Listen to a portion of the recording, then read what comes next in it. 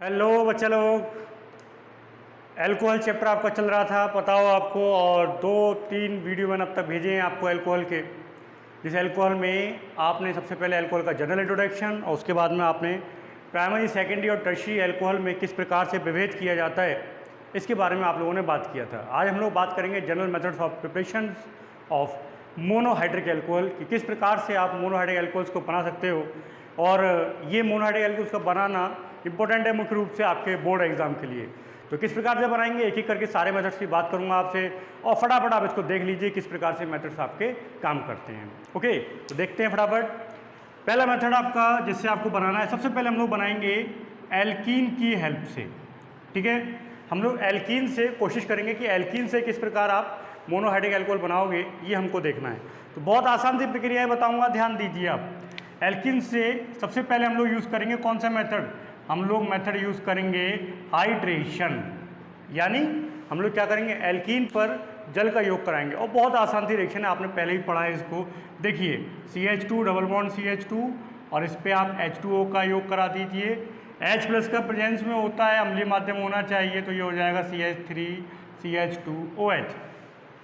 ठीक है, और याद रखिए अगर आपका असम्मित एल्कीन आता है तो असम्मित एल्कीन के आने पर यही क्रिया किसके अकॉर्डिंग होगी, मार्कोनी के अकॉर्डिंग होगी। आप जानते हैं, मैकेनिज्म भी आप इसकी पहले पढ़ चुके हो, लेकिन फिर भी थोड़ी सी एक हिंट देता हूँ आपको। जिसका पहला स्टेप होता है वो पहला स्टेप ये है, और इसके फलस्वरूप बनता है H3O+। यानी इस रिएक्शन में जो अटैक करने के लिए जाता है वो H3O+ जाएगा। और जब ये H3O+ अटैक करेगा इसके ऊपर, तो देखिए क्या होगा, कंडीशन ये है कुछ इस समय, तो ये इलेक्ट्रॉन खींचेगा तो H+ के रूप में यहाँ से निकलेगा। तो जब यहाँ से H+ के रूप में निकलेगा तो यहाँ पे बन के तैयार हो जाएगा CH2+, ये कार्बोनियम बन जाएगा और H2O बाहर हो जाता है। ठीक है, और कार्बोनियम बनने के बाद फिर क्या होता है, OH जाके आपका चिपक जाता है। इतना सा मैकेनिज्म आपका। तो ये है आपका हाइड्रेशन। एल्कीन, उस एल्कीन का जलयोजन करा के आप बना सकते हो। ठीक, एल्कीन पर दूसरा मेथड जो आपका काम करता है वो मेथड है आपका, बहुत बढ़िया रिएक्शन है, 11th में आप लोगों ने पढ़ा होगा, हाइड्रोबोरेशन। हाइड्रोबोरेशन इसका मतलब क्या होता है, हम लोग क्या करेंगे, एल्कीन पर डाइबोरेन का योग कराते हैं। ठीक है, तो मैं डायरेक्ट रिएक्शन लिख रहा हूँ, ये ध्यान रखिए आप। डायरेक्ट रिएक्शन क्या, मुझे रिएक्शन करानी है B2H6 के साथ, तो मैं क्या करूँगा, 6 मॉलिक्यूल्स ले लूँगा CH डबल बॉन्ड CH2 के। ओके, तो इसके 6 मॉलिक्यूल लेकर रिएक्शन कराई जाती है तो बन के तैयार होता है ये CH3CH2 का whole thrice B, diethyl borane बन के तैयार होता है। और यदि इसका आप क्या करेंगे, 6H2O2 लेके जब आप इसको हाइड्रोलाइज कराएंगे, अपघटन कराएंगे, तो आपको प्राप्त हो जाता है CH3CH2OH के 6 मॉलिक्यूल प्राप्त हो जाएंगे आपको। ठीक है, 6 मॉलिक्यूल्स आपको यहाँ पर 2 आएगा, और क्या बन जाएगा आपका H3BO3। ठीक है, 2 मॉलिक्यूल प्राप्त होते हैं आपको H3BO3 आर्थोबोरिक एसिड के। ये भी एक मेथड है जिससे हम लोग एल्कीन से बना सकते हैं हम लोग क्या, एल्कोहल। ठीक, इसके बाद तीसरा मेथड जो आएगा आपका, एल्कीन को छोड़कर मैं बताता हूँ फिर आपको अगला मेथड। देखिए आप एल्काइन से कैसे बनाओगे इस पर आप ध्यान दीजिए। तो बहुत शानदार रिएक्शन है, आप कई बार पढ़ चुके हैं। देखिए आपके पास में एल्काइन है, आपने रिएक्शन बताता हूँ मैं आपको।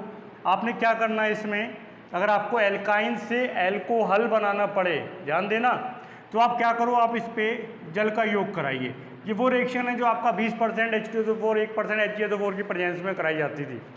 तो इस रिएक्शन के फलस्वरूप बनता क्या है, CH2 डबल बॉन्ड CHOH, फिर टॉटोमेरिज्म हो जाती है, तो ये बन जाता है आपका CH3CHO। और क्या होता है, जो एल्डिहाइड होते हैं वो एल्डिहाइड अपचयन पर एल्कोहल बनाते हैं। तो आप यहाँ पे अपचयन करा देंगे, रिडक्शन करा देंगे, तो आपको एल्कोहल यहाँ पे प्राप्त हो जाएगा। ठीक है, एल्काइन के बाद में तीसरा मेथड जो ला रहा हूँ मैं, बहुत शानदार, बहुत इंपॉर्टेंट मेथड है आपका, वो है आपका ग्रिग्नार्ड रीजेंट। मैं किसी दिन आपसे इस ग्रिग्नार्ड रीजेंट के बारे में बहुत फुर्सत में आपसे बात करूँगा। ग्रिग्नार्ड रीजेंट से हम लोग बनाते हैं, एक बात याद रखने वाली है, ग्रिग्नार्ड रीजेंट के केस में आपको बता दूँ कि formaldehyde primary alcohol, acetaldehyde secondary alcohol, और एसीटोन टर्शियरी एल्कोहल देता है। जरूरत पड़ेगी आपको इसकी, इसलिए बता रहा हूँ। ठीक है, तो देखिए आप क्या करना है आपको यहाँ पे, मान लीजिए मैंने ले लिया CH3MgBr, और हमेशा याद रखिए ग्रिग्नार्ड विकर्मक में कि इसका जो ब्रेक होता है वो ब्रेक मोस्टली यहीं से होता है, मोस्टली के 99% केसेस में यहीं होगा।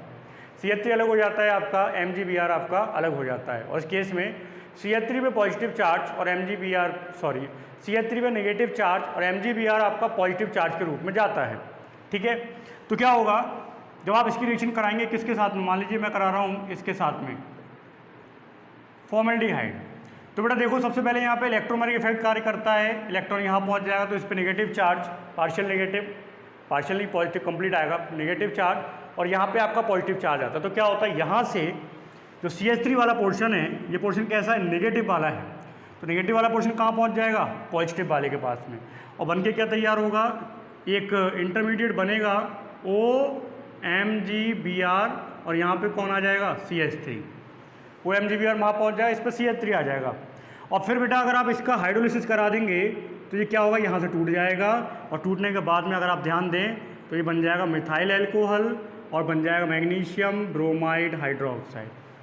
जब भी आप ग्रिग्नार्ड रिएजेंट की रिएक्शंस कराएं तो कंपाउंड को आप खोल के लिखेंगे तो आई थिंक रिएक्शंस का होना आसान होता है। इमेजिन कीजिए यहाँ पे एसिटाल्डिहाइड होता तो यहाँ पे CH3 लगा होता, यहाँ पे CH3 लगा होता, सेकेंडरी अल्कोहल बनता। एसीटोन होता तो CH3 यहाँ पर भी है, CH3 यहाँ पर भी है।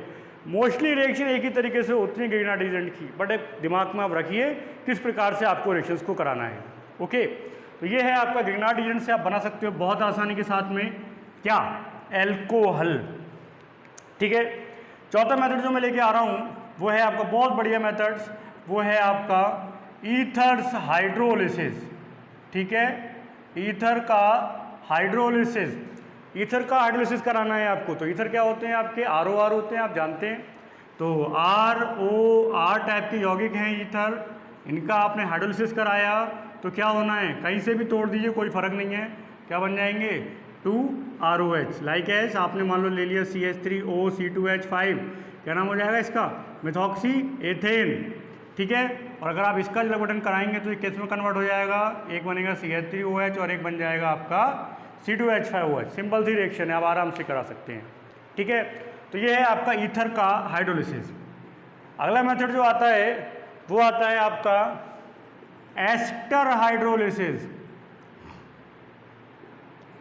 एस्टर हाइड्रोलिसिस, एस्टर हाइड्रोलिसिस का क्या मतलब है, COO प्रकार के यौगिक आपके एस्टर बन जाते हैं। ठीक है, तो मान लीजिए मैं एक कंपाउंड ले रहा हूँ, वो कंपाउंड लिया मैंने CH3COOCH3, एस्टर है आपका। ठीक है, और CH3COOCH3 का मैंने क्या कराया, जल बटन कराया, तो बेटा यहाँ से टूटेगा, हमेशा याद रखो।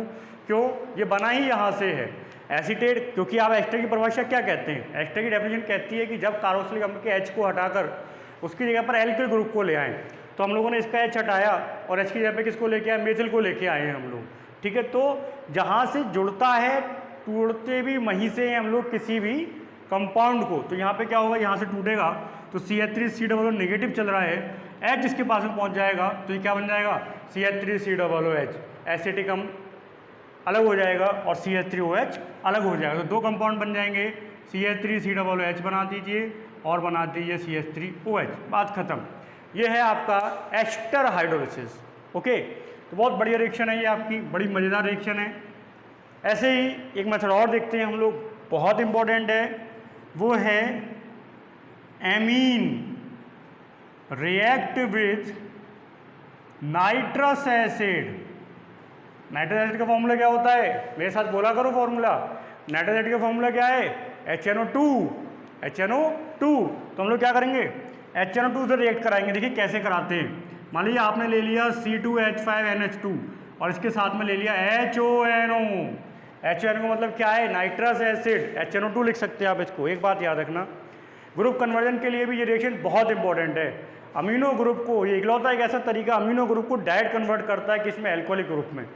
अमीनो ग्रुप को एल्कोहलिक ग्रुप में कन्वर्ट करता है। तो बेटा देखो क्या होगा, 2 N है, 2 N से आप N2 बना के निकाल दो, इस OH के साथ में इसका H पकड़ा के बाहर कर दो H2O, तो बचेगा क्या, ये OH जाके चिपक जाएगा इसके साथ में, तो क्या बन जाएगा C2H5OH। और एक इंपॉर्टेंट बात आपको बता दूँ, अगर यही रिएक्शन आप मेथिल एमीन के साथ करा रहे होते तो मेथिल एमीन के साथ एल्कोहल मुख्य उत्पाद के रूप में नहीं बनता है।